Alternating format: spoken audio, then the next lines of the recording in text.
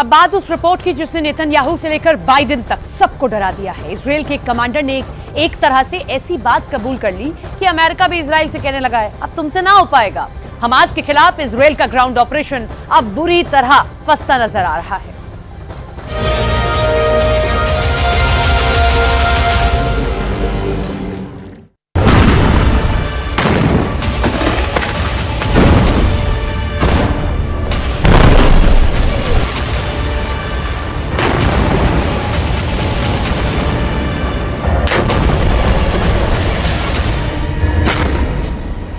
Gaza के अंदर युद्ध इस लेवल पर पहुंच चुका है कि अब जान हमास की जाएगी या फिर इजरायल की सेना की, ये कोई नहीं जानता, लेकिन जान जरूर जाएगी, इसकी गारंटी 100% है।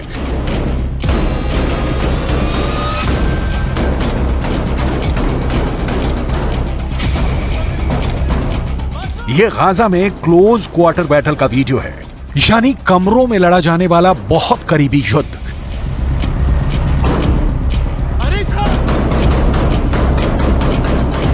इजरायल के कमांडो इस इमारत में एक एक कमरे को खंगाल रहे हैं। ताबड़तोड़ फायरिंग हो रही है। किसकी गोली किसे लगेगी, डर बहुत ज्यादा है। यह गाजा के युद्ध की सबसे खतरनाक पिक्चर है।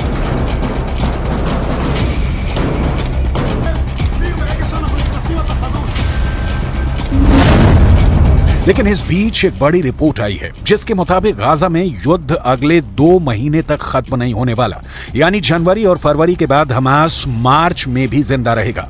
इस बार की पूरी गारंटी दी जा रही है। यह रिपोर्ट इजरायल की सेना के ही एक अधिकारी ने दी है। सवाल है कि 5 महीने युद्ध चला तो क्या हमास बचेगा या इजरायल? इजरायल की सेना को दक्षिण में सिर्फ खान यूनुस इलाके में अपना ऑपरेशन पूरा करने में 4 हफ्तों का वक्त लग सकता है, यानी 1 महीना या कहें पूरा दिसंबर और जनवरी इजरायल की सेना खान यूनुस में लड़ती रहेगी। इसके बाद हमास के खिलाफ पहली स्टेज का युद्ध लड़ने में 1 महीने का वक्त और लगेगा, यानी फरवरी के बाद मार्च में भी युद्ध जारी रहेगा। इजरायल और पश्चिमी देशों की मीडिया को यह बात इजरायली सेना के एक बड़े अधिकारी ने बताई है। उत्तरी गाजा पर कब्जा करने के बावजूद इजरायल की सेना को गलियों में युद्ध लड़ना पड़ रहा है। अब दक्षिण में खान यूनुस की गलियों में जंग जारी है और यहां का युद्ध तो और भी खतरनाक बताया जा रहा है।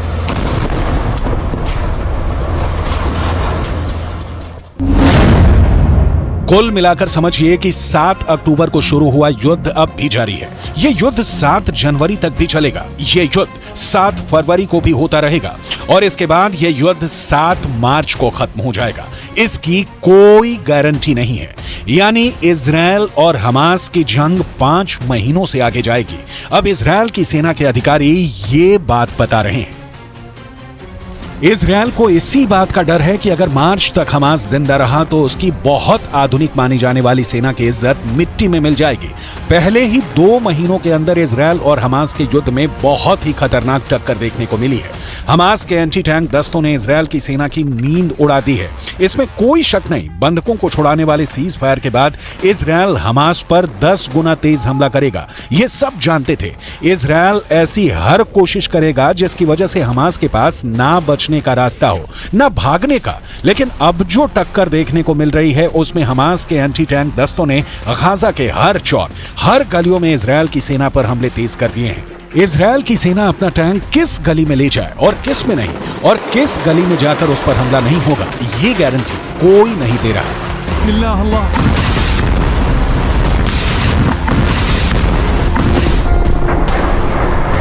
हमास की एक बॉडी कैमरा फुटेज इजरायल को मिली है और इसमें हमास के एंटी टैंक दस्तों को बिल्डिंग में छिपे हुए देखा जा सकता है। जिस जगह पर यह दस्ता छुपकर इजरायल पर हमले की फिराक में था, वहीं पर इजरायल ने हवाई हमला कर डाला। जाहिर है ऐसे धमाके में कोई जिंदा नहीं बचा होगा। वैसे गाजा की गलियों में युद्ध के दौरान हमास ने भी बड़े बड़े दावे किए हैं। हमास का दावा है कि उसने इजरायल के 180 टैंक और बख्तरबंद गाड़ियों को हमले में फोड़ दिया है। गाजा से लगातार ऐसी तस्वीरें आई हैं जिसमें इजरायली टैंक पर घात लगाकर हमले किए गए। इजरायल ने खुद माना है कि अब तक ग्राउंड ऑपरेशन में उसके 70 से ज्यादा सैनिक मारे जा चुके हैं। 250 से ज्यादा सैनिक जख्मी हुए हैं। लिहाजा हमास के खिलाफ जो ताकत इजरायल को माना जाता है उसके मुताबिक नतीजे तो इजरायल को भी नहीं मिले हैं। हालांकि नेतन्याहू के सामने अपनी छवि को बनाए रखना बड़ा चैलेंज बन चुका है और गाजा पहुंचकर उनकी पहली कोशिश इसी तरफ नजर आती है। अब जैसा युद्ध चल रहा है उसे देखकर लगता है कि इजरायल को बाकी बंधकों को लेकर ज्यादा फिक्र नहीं है। ऐसे में आगे की लड़ाई और भी खतरनाक होगी। अब इजरायल के ऊपर बंधकों वाला प्रेशर भी पहले के मुकाबले काफी कम देखा जा रहा है। इसलिए इजरायल का पूरा फोकस अब हमास को खत्म करने पर है। 2 महीनों के युद्ध के बाद इजरायल की सेना ने जो टारगेट तय किए उसमें से कितने पूरे हुए, इस पर नेतन्याहू की पैनी नजर है।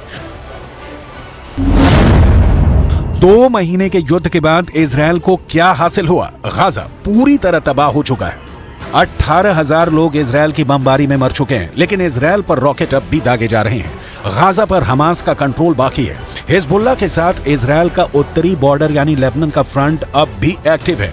अमेरिका इजरायल की मदद कर रहा है, लेकिन सीधा इस युद्ध में शामिल नहीं होना चाहता क्योंकि वो यूक्रेन में भी एक्टिव है। ईरान के समर्थन वाले मिलिशिया इस वक्त इजरायल और अमेरिका दोनों पर हमले कर रहे हैं और इन सबके बीच हमास अब भी जिंदा है, यानी जिसे इजरायल पूरी तरह से खत्म करना चाहता है वो अब भी इजरायल से लड़ रहा है।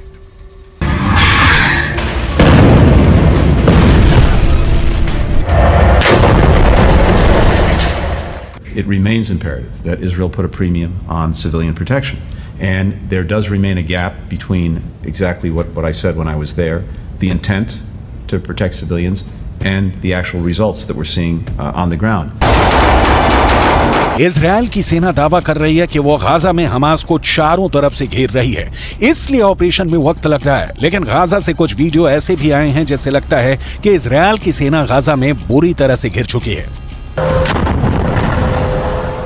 ये वीडियो हमास के टनल वाले दस्ते ने तैयार किया है। जहां इजरायल की सेना ने कैंप लगाया हुआ है, वहां हमास के लड़ाकू दस्ते चुपके से जमीन से निकलकर उन पर नजर रख रहे हैं। ये इजरायल को डराने वाला वीडियो है। हमास की नजर इजरायल के एक एक फौजी पर है। इजरायल को टक्कर देने के लिए हमास ने एक नया वीडियो रिलीज किया है। यहां हमास के रॉकेट दस्तों ने अपने ठिकानों को उजागर करके दिखाया है कि उसके पास इजरायल पर हमले के लिए कौन सा नया हथियार है। ये M19 रॉकेट है जिसकी रेंज करीब 100 किलोमीटर है। हमास ने कहा है कि वो इस रॉकेट से अब इजरायल की राजधानी तेल अवीव पर हमला करेगा। ये रॉकेट और इसको दागने वाला मल्टी लॉन्चर ये गाजा का ही कोई हिस्सा है।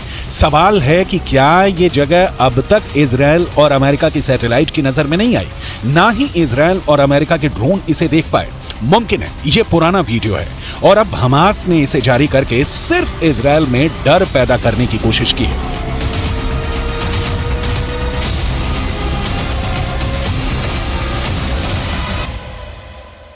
गाजा के अलावा इजरायल के लिए उत्तरी बॉर्डर बड़ा खतरा बन चुका है। ये लेबनान बॉर्डर पर इजरायल की बड़ी पोस्ट है और यहां हिजबुल्लाह ने एक एंटी टैंक मिसाइल से हमला किया और फिर देखिए क्या हुआ।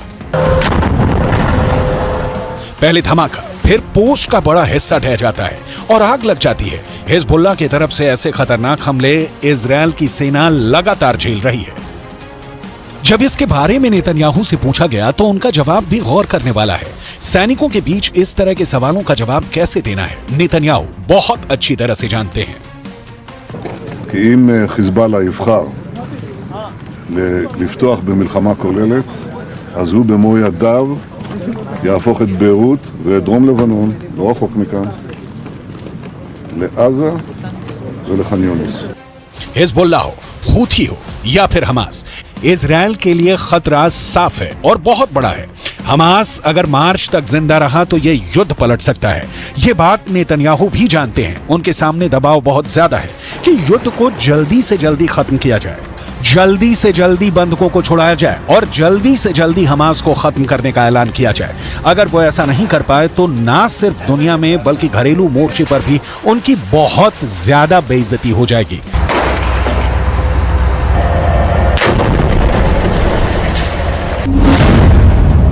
इसलिए इजरायल और नेतन्याहू के सामने सबसे बड़ा डर है कि अब मार्च तक हमास जिंदा रहेगा। यह बात इजरायल की सेना अपनी रिपोर्ट में कह रही है।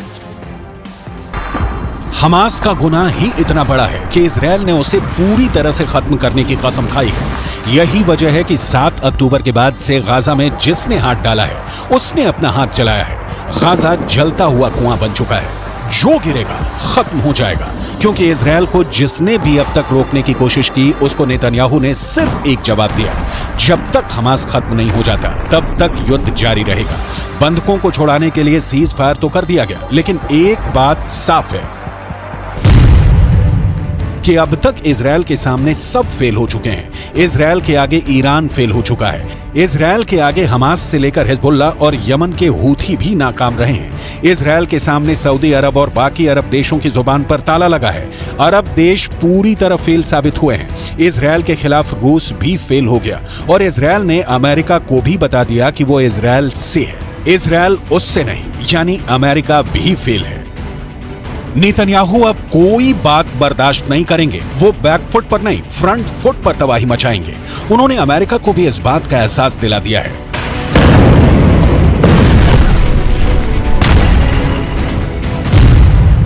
कि हमास को खत्म करने तक बिल्कुल नहीं रुकेंगे।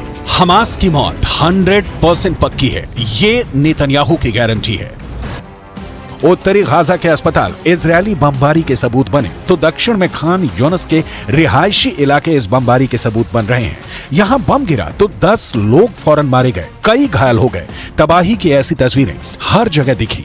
गाजा में बमबारी रोके, इसके लिए इजरायल पर दबाव डाला जा रहा है, लेकिन उसका असर शून्य है। इजरायल को अमेरिका से मिल रही मदद इसका सबसे बड़ा सबूत है, जो फिर से सीज फायर की कोशिश के आगे दीवार बन चुका है। अमेरिका ऐसी बमबारी रोकने के लिए संयुक्त राष्ट्र सुरक्षा परिषद में आए प्रस्ताव के खिलाफ वीटो कर चुका है। بتنزل على قطاع غزة محاصر من 20 عام. هذه الأسلحة وهذه الصواريخ كلها صنعت في أمريكا وفي دول العالم الغربية، ويدعم إسرائيل من أجل القضاء على الشباب والأطفال والنساء والشيوخ. حسبنا الله ونعم الوكيل.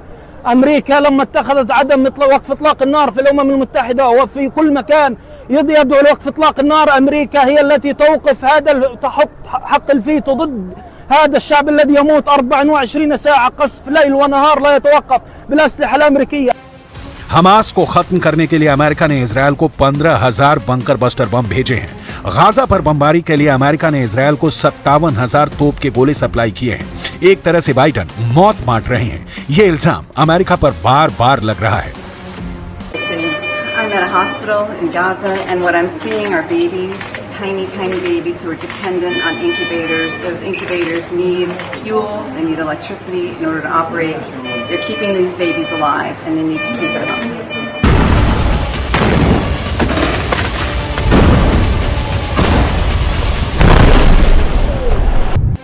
अमेरिका एक तरफ कह रहा है कि युद्ध जल्दी खत्म हो, दूसरी तरफ वो ये भी नहीं चाहता कि सीज फायर हो। अमेरिका इजरायल को लगातार बम भेज रहा है और इजरायल गाजा पर लगातार बमबारी भी कर रहा है, लेकिन 2 महीनों के बाद भी ये युद्ध जारी है और हमास जिंदा है। सवाल है कि क्या हमास के पास इतनी बड़ी ताकत है और क्या इजरायल इतना कमजोर है कि वो मार्च तक हमास को खत्म नहीं कर पाएगा?